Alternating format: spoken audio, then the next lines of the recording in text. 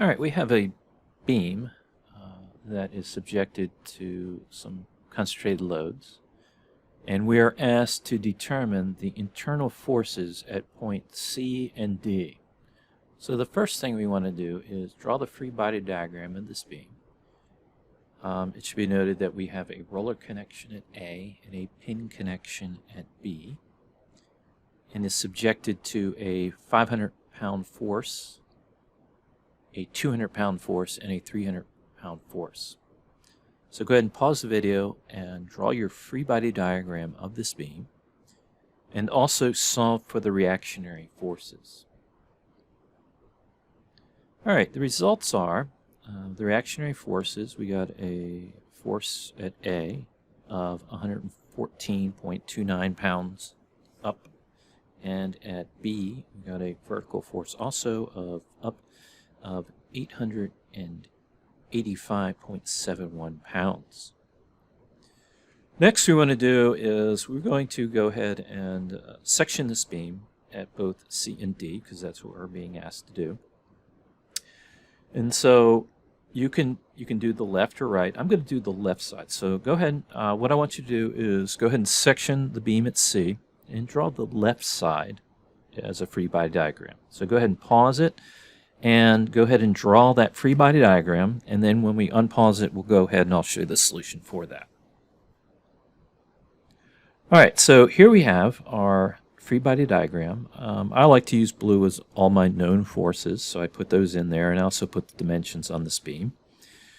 You'll note that the unknown are my internal forces, so I'm going to draw them up just like you're supposed to, which is to assume that the shear force V is down, the normal force is to the right, and we have a moment, okay, acting in the counterclockwise, okay, and so it'd be positive.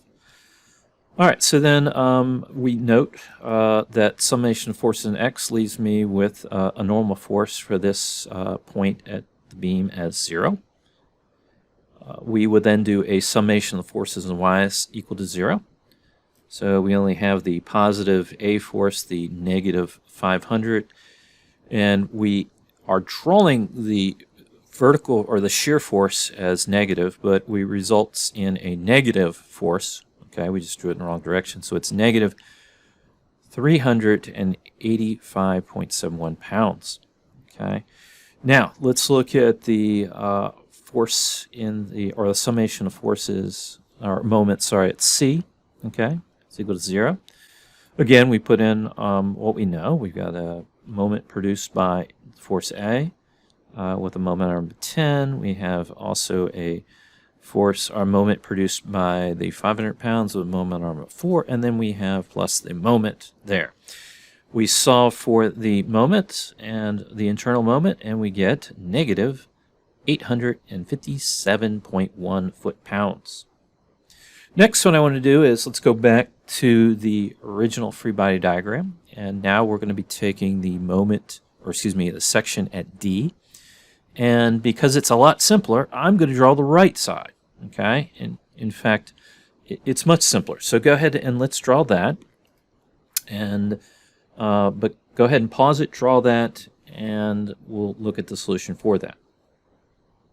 All right. Very simple one. In fact, here's a small section. It's only 2 feet. And again, I'm drawing the forces I know to be true. So we got 300 pounds going down. Okay, that was given to us. In fact, we could have drawn this one without even solving for the reactionary forces. And just like we're supposed to, we have the shear going up, we have the moment in a clockwise direction, and we have our normal force away. All right, so we're going to do the same thing we did at C. We've got normal force is equal to 0 because summation of forces in X, there is no X, so normal force for the internal is 0. Shear is pretty easy because you only have one force, okay, so that works out to 300 pounds. And then we do the summation of moments about D, okay, and we only have the one force creating one plus the moment. We're assuming that to be negative, and it works out, it's actually moment is equal to minus 600 foot-pounds.